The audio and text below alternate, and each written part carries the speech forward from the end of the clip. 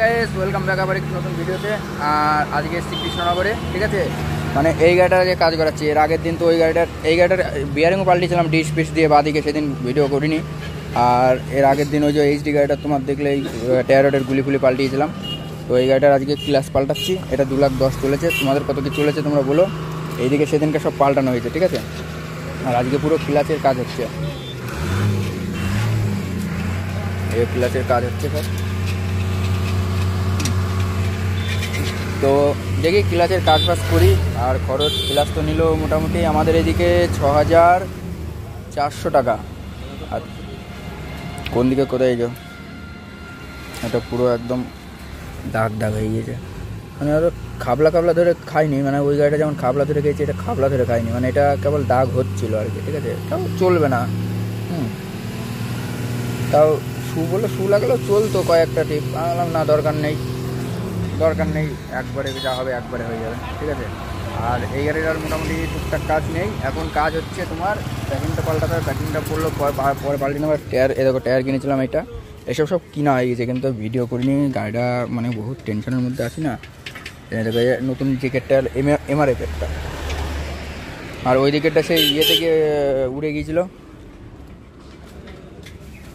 UP যাওয়ার সময় এটা উড়ে গিয়েছিলো। এখান থেকে কিনে নিয়েছিলাম। এটা কাগজপত্র নেই। এখন এইখানে ধরেছে হাওয়া, এইখানটায় হাওয়া ধরেছে।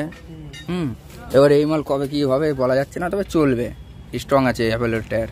আমি তো ভাবতাম অ্যাপেলও খারাপ, ঠিক আছে। যে কেউ বেস্ট ছিল, কিন্তু যে কেউ আমার গাড়িতে টিকসই হলো না। অ্যাপেলের টিকসইটা বেশি হচ্ছে, এবার হচ্ছে। আর এইদিকে ধরো এখন ক্যারেটাই চলছি, লঙে ফঙে যাচ্ছি না এমবিআই আরটিওর জন্যে, ঠিক আছে। লোকালেই চলছি, কোনো চাপ নেই। দেখি গাড়ি টুকটাক করে এখন কাজ বাজ করিয়ে দিই, তারপরে দেখছি কি করা যায়। চলো, ওর পরে কথা হচ্ছে। গিয়ারের সব কিছু পাল্টাবো। গিয়ার হগল বগল করছিল, সব মাল ঠিকঠাক করে নিই, তারপরে কথা হবে। তো গাইস গাড়ির কাজ হচ্ছে। আর এই যে পুরো খুলেছে, মানে শোরুমেই হচ্ছে, রিপেয়ার করছে। এই যে গাড়ির পা দিকে, এদিকে বা দিকের মাল, দুটোই বা দিকের মাল। এটা আমার গাড়ির না, ঠিক আছে। আর হচ্ছে তোমার এদিকে সব উঁচু ফুচু করেছে, যে এদিকে সমান হয়েছে।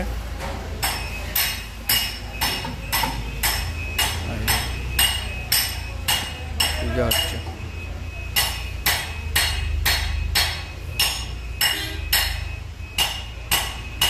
চলো।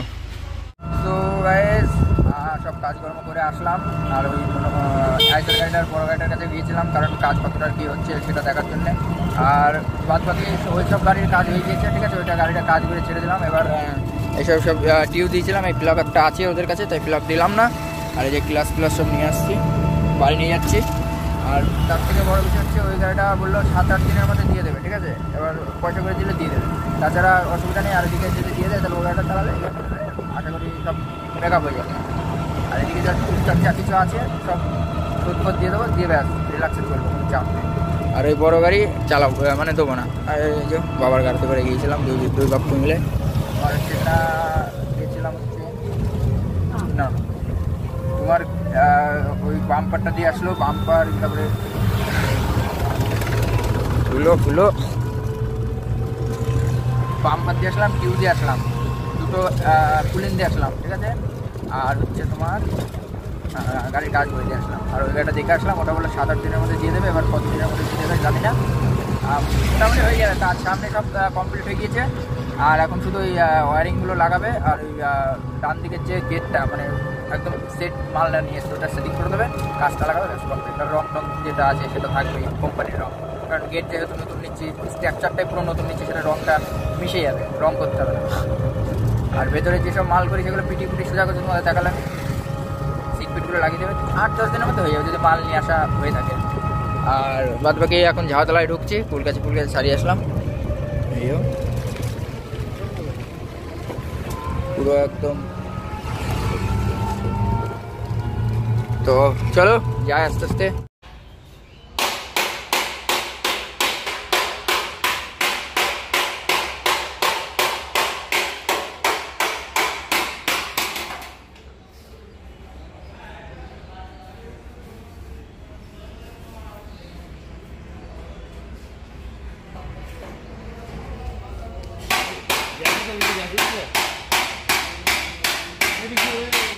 সেই বছর না 3টে গাড়ি ড্রাইভার দিয়েছিলাম একটাই সেই বছর আমি দেখি দুটো গাড়ি ভাঙছে তাই লোক দেখাবো হ্যাঁ। সো গাইস চলে এসেছি শোরুম থেকে বাড়ি, শোরুম না ওয়ার্কশপ থেকে বাড়ি চলে এসেছি। আর তার থেকে বড় বিষয় হচ্ছে ভাই বহু টাকা খরচ। এস্টিমেট শুনলে মাথা খারাপ হয়ে যাবে। প্রথমে তো বলছিল 5.5 লাখ টাকা, ঠিক আছে, মানে কেবিন টেবিন চেঞ্জ করে সব অল টোটাল দিয়ে 5.5 লাখ টাকা। আর তা পরে গিয়ে আমি বললাম যে রিপেয়ার করবো, ঠিক আছে। তো রিপেয়ার করার পরে রিপেয়ার কথা শুনলাম, বললো যে 2 লাখ 2.5 লাখ মতন খরচ হবে জিএসটি বিল দিয়ে, ঠিক আছে। এবার ওখান থেকে আমার কিছু টাকা দিতে হবে, হয়তো 25% করে আমার দিতে হবে। নীল ডিপ করবে এবার থেকে, কারণ ওটা এটাই কাটছিল আমার 25,000 টাকা। আর 6,000 টাকা দিলে 31,000 টাকা দিলে আমার হচ্ছে নীল ডিপ হবে, মানে A to Z ওরাই দেবে সব কিছু। এবার সেই কারণে আমি এইটা করাটা উচিত ছিল, কেননা এখন যে যদি পুরনো মাল নিচ্ছি তখন এখন হচ্ছে নতুন মাল হতো, কেবিন টেবিন সব নতুন হতো। সেই কারণে এখন একটু পস্তানি লাগছে, কিছু করার নেই। কিন্তু কিস্তিটাও আমার বেশি আসছিল তখন, ধরো এখন আসছে হচ্ছে 29,000, তখন আসতো হয়তো 32,000 টাকা মতন আসতো। কিন্তু ওইটা কাগজপত্রটা ওই 32,000-এর মধ্যে অল টোটাল থেকে যেত, ঠিক আছে। এবার তাছাড়া বাদ বাকি একটা গাড়ি সেল করে দেবো ভাবছি। এখন দেখি বাড়িতে বলি কি বলে না বলে দেখি, কারণ অতগুলো কিস্তি টানাও যাবে না, সব কিস্তির গাড়ি যেহেতু। আর পিকআপের বাজার ভাই নেই। আর যারা পিকআপ নিয়ে চালাচ্ছে যাদের যদি কোনো পার্সোনাল পার্টি থাকে তাহলে চলবে, আর তাছাড়া বাদ বাকি চলবে না, ঠিক আছে। যেমন ট্রান্সপোর্ট থেকে ভাড়া যারা মারছে তাদের কিন্তু চলবে না অতটা। তো দেখা যাক কী করা যায় না করা যায়। একটা খবর লাগালাম, দেখি কী বলে। আর গাড়ির দামও বেশি দিচ্ছে না। আমার HD গাড়িটা খুব জোর হলে 30 কিংবা 25 এরম দেবে, ঠিক আছে। তো দেখা যাক হয় কি না হয়, কারণ এই টাকা মানে গায়েও লাগবে না, ইয়েতে লাগবে না। আমার ওটাই কিস্তি হচ্ছে 19,008 টাকা, মানে 19,008 টাকা কিস্তি HD গাড়িটাই, ঠিক আছে। খরচ খরচা দিয়ে সব কিছু দিয়ে এইসব মানে এইসব উল্টো পাল্টা করে সব কিছু করে তোমার খরচ খরচা ভালো হয়েছে। ঘরের থেকে আমার টাকা গিয়েছে হচ্ছে 80,000 টাকা, বডি করেছিলাম। এবার ওই গাড়ি আমি ওইভাবেই বিক্রি করবো, টাকা না দিলেও আমি দিয়ে দেবো, কারণ এত হেডেক নিয়ে যাবে না, ঠিক আছে। কিস্তি মানে ফেল করে দিচ্ছি, সেইগুলো হচ্ছে তোমার ডিউ আছে, ঠিক আছে। অল টোটাল ডিউ মানে ডিউর ফাইন কাটছে, হ্যাঁ। আর চোলাতে যদি কেউ কোনোদিন মানে করে থাকো কিস্তি, মানে কি বলে ফাইন্যান্স লোন যদি করো চোলাতে, যারা করেছো তারা অবশ্যই জ্বালা বুঝছো। যদি একটা কিস্তি ফেলে যায় তাহলে বুঝতে পারছো। হয়তো আশা করি 100-এর মধ্যে 2জনা ফেল করে, আর বাদ বাকি বললাম না, ঠিক আছে। তার মধ্যে 2জনের মধ্যে আমি একজন, কেননা আমার ওই ছোটো গাড়িটা খুবই ফেল হয়, কারণ ওটা ইনকাম কম, কিস্তি বেশি, ঠিক আছে। কিন্তু লংয়ে চললে হতো, কিন্তু লংয়ে চলা যাচ্ছে না। MBI আছে, তারপরে তোমার ডিস্ট্রিক্ট হচ্ছে MBI। আমাদের নদিয়ার মধ্যে তেহট্ট আছে, কৃষ্ণনগর, চাকদা, তারপরে তোমার হচ্ছে কল্যাণী, 4টে বেরিয়ে গেল। ওইদিকে যদি যাই, আমাদের কৃষ্ণনগরের ওইদিকে পলাশির ওইদিকে গেলে শুধু বহরমপুরটা ধরে, পলাশির ওইদিকে নেই। তো এত কিছু হেডেক নিয়ে ভাই ছোটো গাড়ি চালানো যাবে না। ব্যবসা করতে হলে এখন ভাই পাসিং গাড়ির ব্যবসা করতে হবে। বাদ বাকি তোমার যদি ছোটো গাড়ি কোনো কিছু থাকে তাহলে সেটা বন্ধ করে দিতে হবে। তাছাড়া এখন ব্যবসা করা যাবে না। এমনিও গাড়ির ব্যবসা কিছু নেই, প্রতিদিন 100-150 করে গাড়ি প্রতিদিন সেল হচ্ছে, মানে নতুন গাড়ি আর কি শোরুম থেকে, ঠিক আছে। আর পুরোনো গাড়ি বলতে বিক্রি হয়ে যাচ্ছে, আমার মতন যারা পারছে না তারা বিক্রি করে দিচ্ছে, ঠিক আছে। তো ভাই পিকআপ গাড়ি যাদের আছে তারাই চালাটা বুঝছে কেমন লাগে। যদি কোনো পার্টি থাকে তাহলে আদার্স সেটা কোনো ব্যাপার না, রিল্যাক্সে চলবে।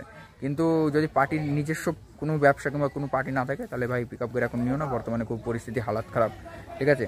তো দেখি সেল করব বলেছি, মানে করব, এটার কোনো মানে নেই। যদি কোনো পরিস্থিতি কোনো অবিকল রাস্তা পাই, কোনো মানে অন্য কোনো রাস্তা থাকে তাহলে সেটাতে চলতে হবে, কারণ এখন বলতে পারছি না কি করব না করব। তবে আশা করি সেল হয়ে যাবে, ঠিক আছে। তো আপডেটটা দিয়ে রাখলাম।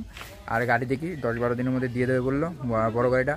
তো যদি দিয়ে দেয় তো খুবই ভালো, যদি না দেয় তাহলে আবার কদিন টাইম লাগবে। তো চলো আবার পরে কথা হবে। আর এখানে সব ছেলেবেলা আছে।